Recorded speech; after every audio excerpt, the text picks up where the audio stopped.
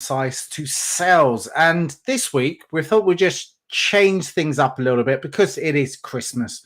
It is the 22nd today, isn't it? 22nd, Yeah, 22nd. I just had to double check that. And look, we're all wrapping up. I've actually finished yesterday. So we're all finishing what we're doing. And let's look back on the positive things that we've both done this year. And sometimes let's look back at the things that we've learnt and the things that probably not have gone so well in our business and our businesses. So looking forward to this, Shay. Yeah, likewise.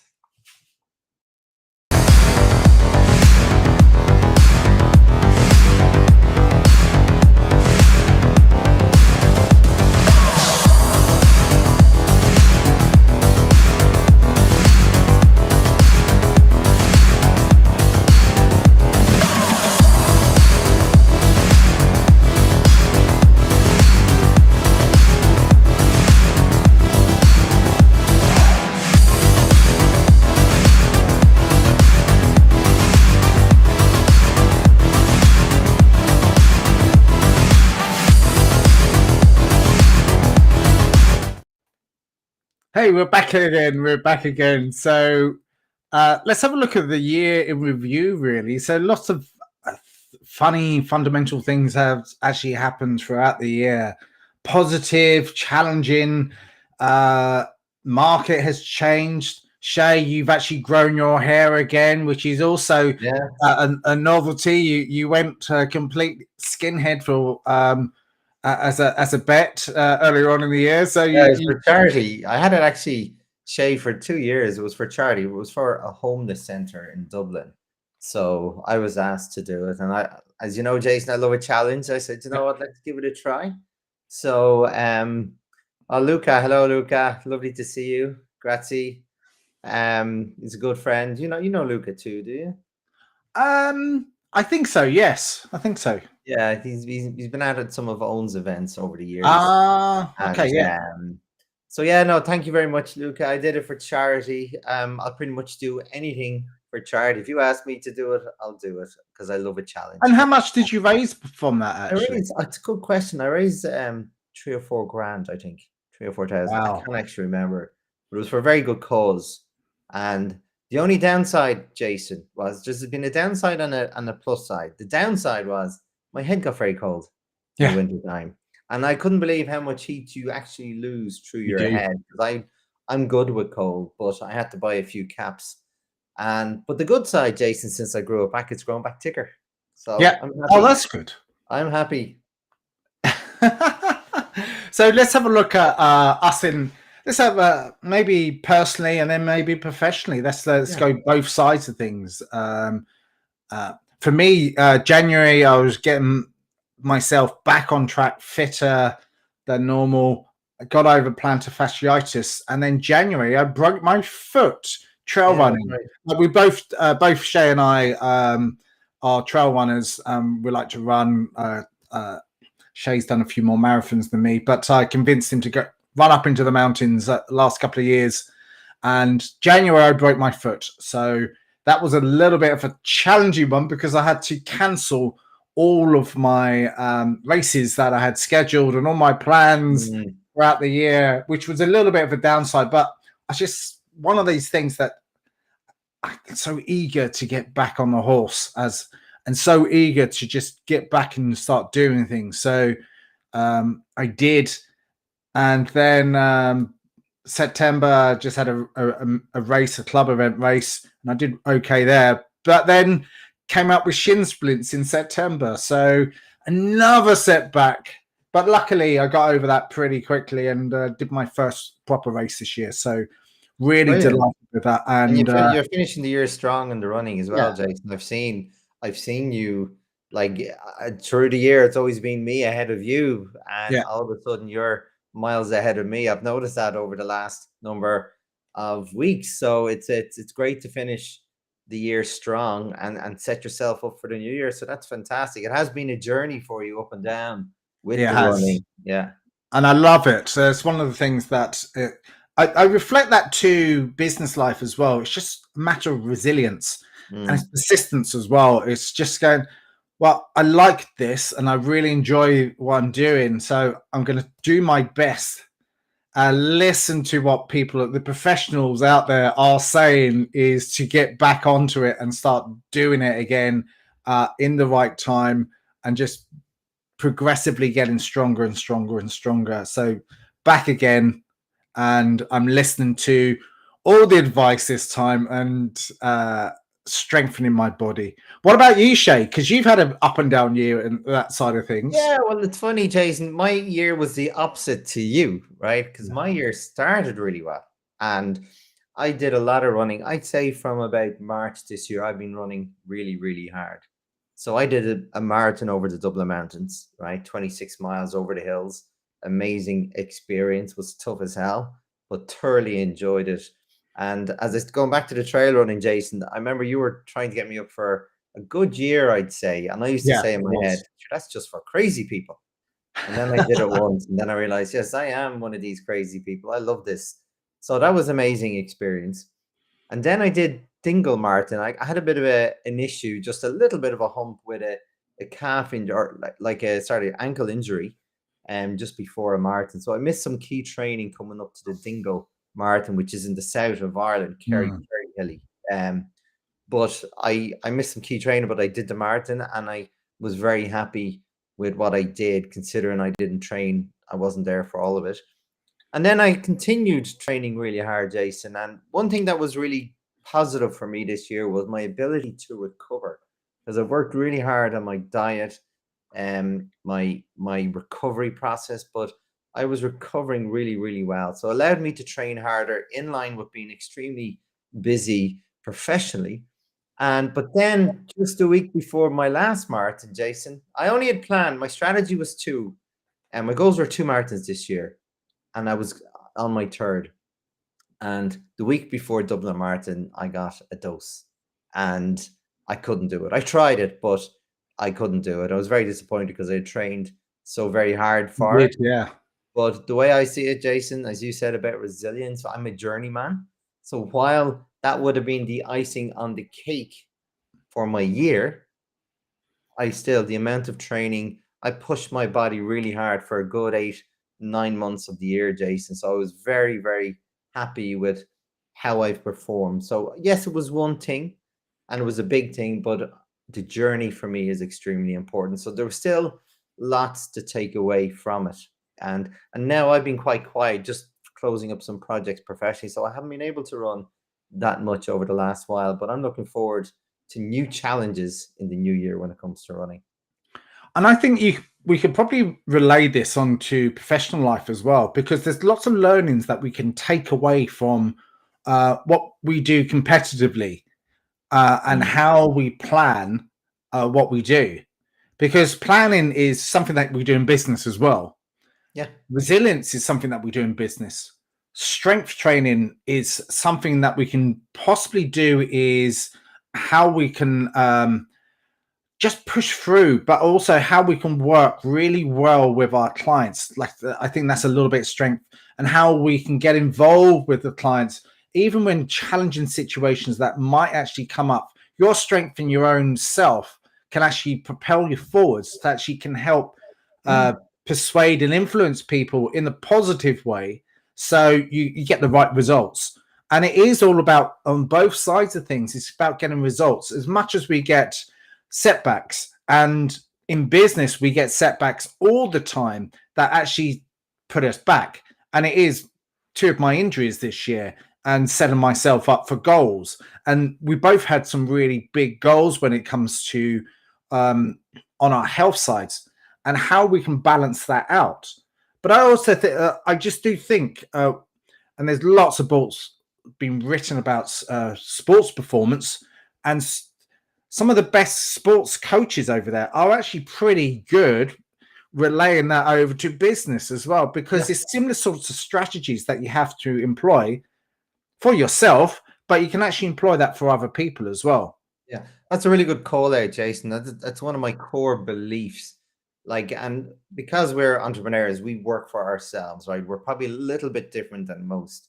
I don't separate my personal life and my business life. I believe I have a life. I believe everything in my life should complement every aspect of that. And that for me is really, really important. So going back to your point, Jason, about the stuff you do in running, of course, that's going to absolutely feed into the rest of your life, because it's all about pushing forward. When you get down, you pick yourself up. When you have a problem in business, you figure it out. When you have an injury, you fix it and you get back up. It's all about the drive, the discipline, everything. They should complement. So whatever you do, as you said, you set personal challenges with running, and you will do next year. I know you will. But you're going to set business goals. They come. The whole mindset is the same. You're not going to do something contradictory in different parts of your life. They have to be flowing the same direction, Jason. And if they're not, there's something wrong. Something else I was thinking of while you were speaking is the therapeutic side to doing the sports side of that. Because number one, you release serotonin, you get the dopamine hits, and it makes you feel a lot better about yourself. Well, most of the time until you're injured. But the point is, the way that you start to feel is starting to feel better about yourself. Your clothes fit and everything else fits, which also gives you a good mind and mindset to work with people, because you're starting to feel better about it. And the communications that you have with yourself and also with others is stronger, because you feel good most of the time because you are exercising. And there is a direct correlation between feeling good physically and feeling healthy and eating the right foods, which engineer the body, which gives you some really good hits in the brain, but that also relates really versatilely to how you communicate with other people and how good you feel, because that's all part and parcel of what we do as business professionals. Yeah, and something just to add to that, Jason, that feeds into all the other forms of communication outside of what you actually say. Your body language, how it stands, where your shoulders are, your chin, everything about like helps you feel and look more confident. So when you're acting confident and you feel confident, you talk confident, people see you as this congruent, confident person. You're not contradicting each other. So people have a different opinion. All those lines of communication are complementing each other. And I believe that's really important. So to that point, Jason, what I love about exercise, even though the stuff we do is very tough sometimes, some of those hills that just go on and on and on forever, really tough. But guess what, Jason? What I love about that is how it makes me feel after the fact. I don't like when I'm not running or exercising. As much as the exercise element is good, it's a challenge, but it's how it makes me feel on a day-to-day basis is super important to me. It's actually a non-negotiable.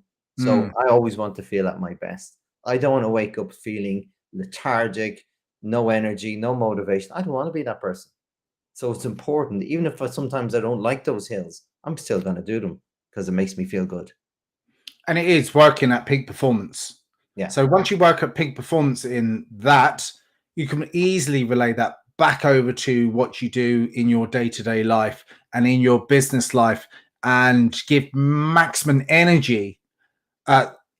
And Shay and I both are business professionals. We're both sellers. We both work as an entrepreneur.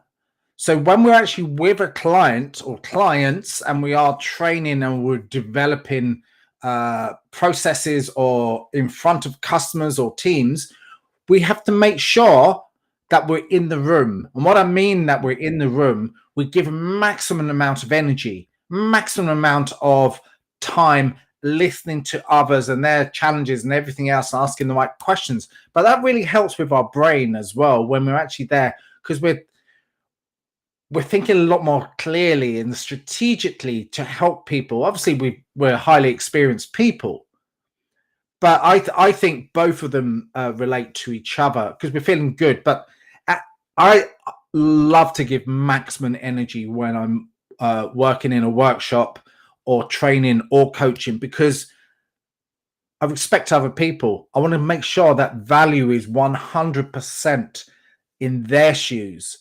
And that's what I do in training and sales coaching and executive coaching and whatever else I'm doing, because I want to make sure that I'm giving huge amounts of value forward. Yeah, and that's it, Jason. And again, when you feel good, this stuff becomes natural. It Yeah, becomes easy. When you're not feeling good, you have to really work hard and use an awful lot of energy. It becomes stressful to put that on when it's not natural. The best yeah, way for that to be natural is to make sure you look after yourself. Now, yeah, there's obviously a downside sometimes, Jason, because we don't just do exercise to feel good. We push ourselves really hard. We set ourselves goals. Like I did, was hoping to do 3 marathons this year, and unfortunately, my body gave up just the week before. And I actually don't believe I got a dose. I just think that was my body telling me, right, you've done enough. Now it's time to take a break. So I did take a break.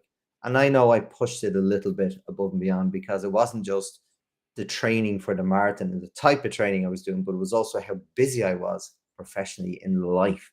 So I didn't have a second to breathe for months. I was working 7 days a week between training and working. So it was going to happen, Jason. yeah. You know? That takes its toll on your body, Oh, and there's a message in there as well, yeah. because when you do work so hard in your personal professional life, and you know you have to do it because you have to make money, but you also have to make sure that you do the work to make the clients feel happy that they are. But then you've got other goals in your life, but at some point there's got to be a balance there, because otherwise something's going to break, and it Yeah. will break.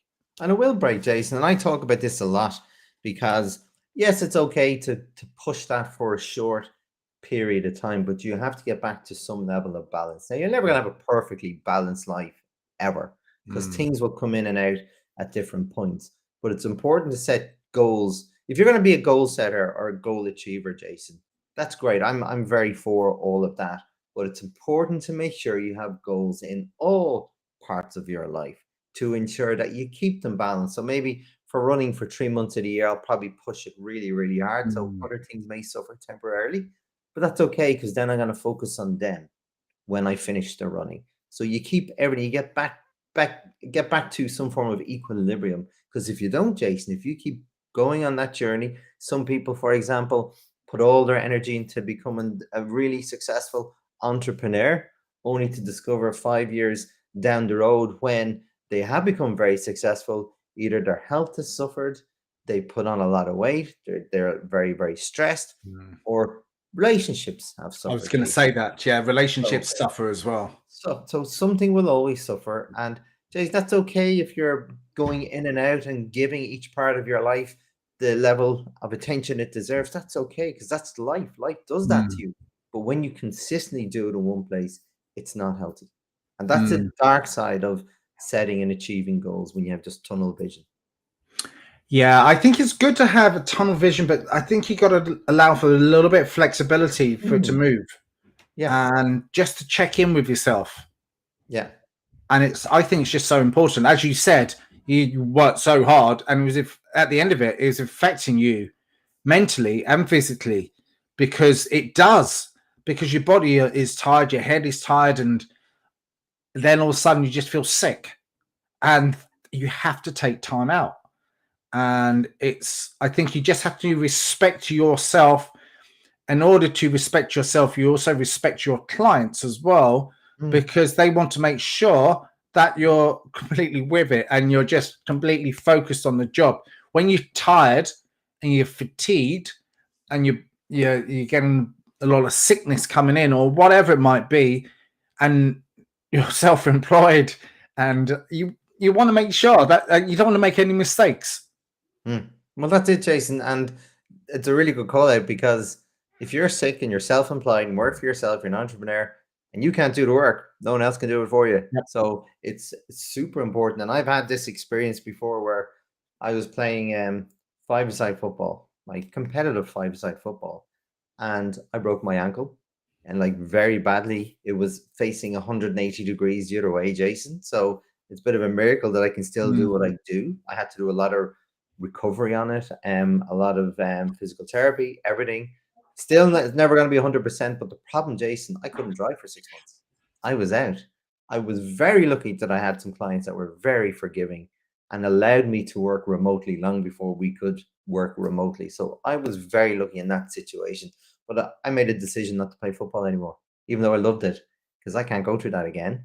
And even if my ankle allowed it, I'm not saying it would, I made the decision I'm not playing any sports that can cause me to be injured, and therefore not driving, and therefore not make clients. I can't do it. I completely understand that. Yeah. Yeah. And my son is just there. And he won't. Where's my Nintendo? One moment. Lovely. So the joys of remote working. Yes, the power of it and the power of being interrupted. But sometimes you just have to go, I'll be with you in a few moments and I'll deal with that. And I'll come back straight to here. And it's just one of those things that you have to do. It's just to make sure that everyone is okay and everyone is fine. You can answer.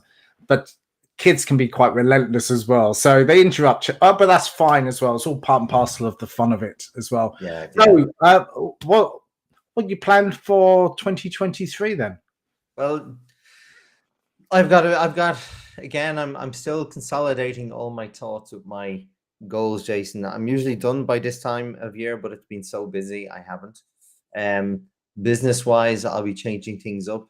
I'll be getting more on the sort of professional development side as opposed to the delivery side. So I'm going to be changing that up quite a bit. I'm also thinking of revisiting my book and redoing a review and an edit and republish. So I'm considering that, Jason. And I'm also going to explore new things. I want to get back into creative mode, right? I've been in delivery mode for a long time now, which has been fantastic, but I want to get back into creative mode. So watch this space on the professional side. On the personal side, yes, I'm going to do some crazy running challenges, and I'm narrowing it down to a few. I still have, I've told you before, one of my goals is to run from Dublin to Galway for charity. As I said, I like to do things that cause me pain for charity. Yeah, that's a lot of pain. Yes, and it's for a really good cause. They were great to my mum, end of life, Our Lady's Hospice in Harold's Cross. So I wanted to raise money for them before. And I did a boxing fight for them. I got into a ring at 35 with a 25-year-old club fighter, never having boxed before. And I raised money for Our Lady's Hospice, and I didn't lose. I trained like an amateur for 6 months, Jason. So that's why I love doing something that sounds crazy, because then it trains you to be good and be disciplined about your training for something and get you in a certain zone. And that's why I said I'm a journey person, even though the marathon didn't work out as planned in October. But what I learned through that journey, I will always have. And that's what I love about the journey of setting challenges. What about you? Personally, similar to yourself, I want to run 52K in an ultra marathon over the mountains. And that's one of the biggest goals that I want. And I want to raise funds for men's mental health. Due to a friend that took his life a couple of years back. I've done it once before, which was a 26K, but now I want to double it up and do 52K. And I'm in training now to start to look at achieving that. So I've set myself a goal for the end of Feb, probably slipping into March, just seeing how well I improve on that. So that's that side of it. Professionally, again, I've been talking about a book for the last 2 years. So I'm going to stick that in as a goal for next year. I have some ideas that I want to put in there. So that is in there. It will be achieved. I'm going to look at it this year and start to write some stuff. I will get a ghostwriter because writing is not my strongest thing, and I will get other people to have a look at it. So other things around that, that's still in operation, planning operation. Ideally, I'd love to be doing international projects. I'm doing international projects now, but I'd like to just go to the next level up on side of that. So got a lot of plans of what I want to do, and I'm putting stuff into place now.